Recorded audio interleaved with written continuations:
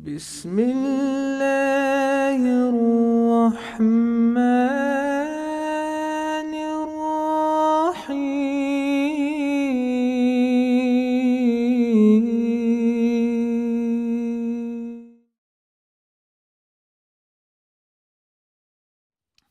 Right, let's mix them up a bit. Aha. Should I attend Taraweeh and Eid prayers?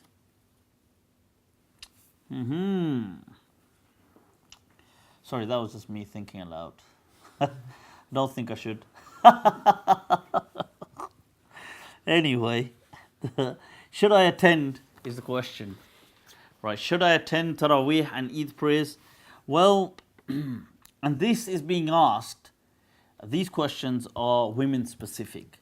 So just to highlight that, so this is not, but what I'm going to do, I'll say the ruling in general first of all. So what is the ruling for Taraweeh? Okay, so Taraweeh is Sunnah according to the majority of the ulama, according to the school of Medina, which is obviously the Don madhab, Imam Malik's madhab. It is mandub, it is recommended. It's not actually a sunnah or an emphasized sunnah. It's just a recommended act. Now, according to most ulama, it is not obligatory, but it's an emphasized sunnah. Okay, Taraweeh is. Some of the Hanafiya went to the extent, like Imam Tahawi, to say it is wajib al kifaya. Okay, that some people must be doing it, otherwise the community is sinful. Now, that's not the majority view. However, the majority view of most people will take it sunnah, or as I said, the Malikiya, in the fact that it's recommended. There is a hadith as well where the Prophet ﷺ said, "Inna Allah farada siyam," that Allah has made mandatory. Okay, He has made it an obligation that farada siyam Ramadan alaykum. Okay, now that Allah had obliged you with fasting during the day. وَسَنَنْتُ لَكُمْ, and I, as a sunnah, I laid out for you قِيَامَهُ بِاللَّيْلِ. Okay, so the thing is, so the Prophet ﷺ said that I have kind of made a sunnah for you, praying the night prayer. So from here, the word وَسَنَنْتُ لَكُمْ قِيَامَهُ بِاللَّيْلِ, that وَسَنَنْتُ لَكُمْ, that I've set out for you, but they took from here the word sunnah. Okay, so that kind of gives the understanding that whether it's a sunnah or not. The question is, what is this ruling for women? I'll tell you, before, let me also add to that, because the question is a combined question with Eid prayer as well. It says, should I attend Taraweeh and Eid? So let me just tell you, first of all, what is the ruling of Eid as well?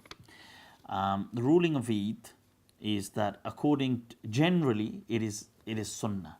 Okay, it's an emphasized kind of sunnah, one of the most emphatic kind of sunnahs really.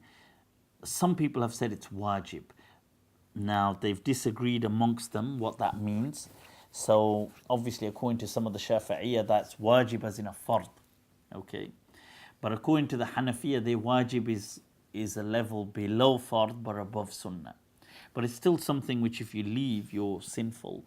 And that's also been some of the understanding of the Hanabila, of the Hanbali madhab, and some Malikiya like Ibn Habib has also kind of really taken that road, that understanding. Now, okay, so we've understood Taraweeh is recommended or sunnah, Eid is either sunnah or wajib. That's for men in general. What is the ruling for women to go to the masjid? Now, first of all, the masjid, according to the school of Medina, as I said, was just recommended anyway, to the extent that Imam Malik himself wouldn't actually go and pray in the masjid. Taraweeh, he used to pray at home. And he would say that, if somebody doesn't feel, he would actually say, I prefer that people pray at home, except the masjid shouldn't be abandoned. and he would say, if a person felt they couldn't do it on their own, then pray in the masjid.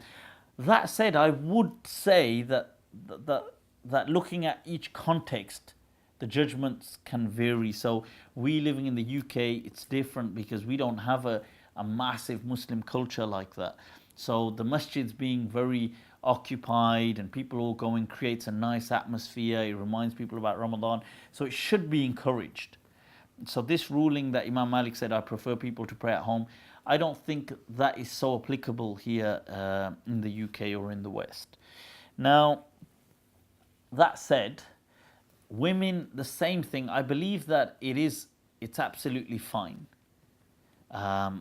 for women to go pray in the masjid, to pray Taraweeh, as long as there's facilities there for them, and there should be facilities really. Likewise with Eid as well. Okay, I do. You see, many of the ulama traditionally have said things like certain women, young women, shouldn't go to pray Eid. They've said things like that because it's going to lead to all these distractions and so on. But really, when you look at the hadith, there are sahih transmissions from. You have a hadith from Atiyah, who says that we were told by the Prophet to take everybody, like to send out everybody for Eid. And they say, and that included the women. And in the hadith it says, وَحَتَّى الْبِكَرْ مِنْ خِدْرِهَا, that even, so they're mentioning even the young girls, who, young in the sense that the words they use even in the hadith, saying even the virgin girls or these girls, and say even these women, and even the menstruating, they mention even people who wouldn't be praying. They say that even they were told to come along. And that's a hadith in Bukhari, just to show the kind of celebration nature of the whole event, to show, wow, that everybody, this is the Muslim community. So I think that people should go, they should pray if they can. I mean, it's not an obligation for women especially.